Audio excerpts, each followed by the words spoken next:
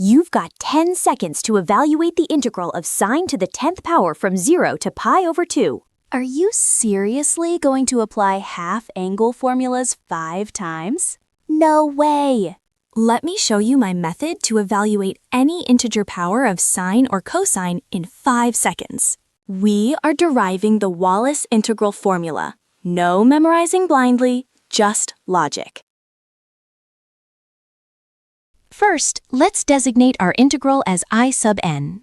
A critical fact, the integral of sine to the n over this interval is exactly equal to the integral of cosine to the n.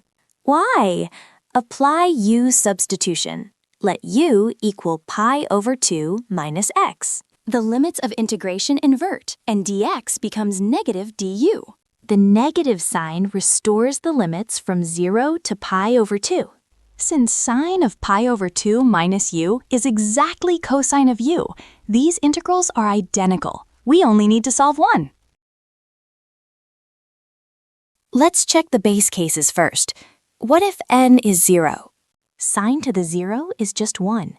The integral of 1 from 0 to pi over 2 is exactly pi over 2. If n equals 1, integrating sine of x yields negative cosine of x. Evaluated from 0 to pi over 2, we just get 1.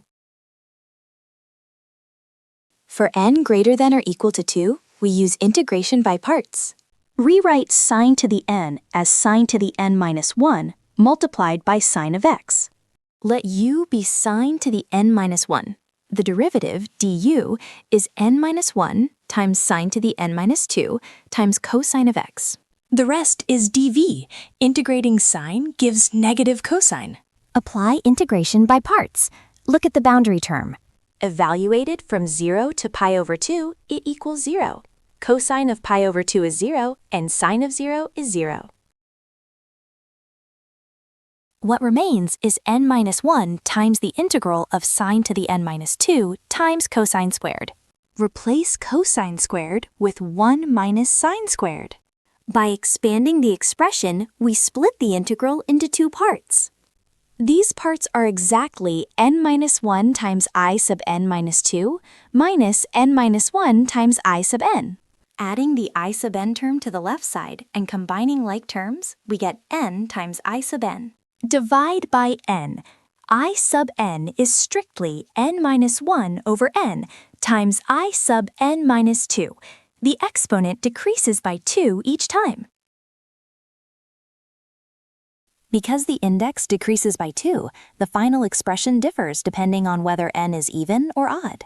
Let's apply the recurrence relation repeatedly. If n is an even integer, 2k, we iterate the procedure down to I sub 0, ending with an extra pi over 2. If n is an odd integer, 2k plus 1, we iterate down to I sub 1, which is just 1.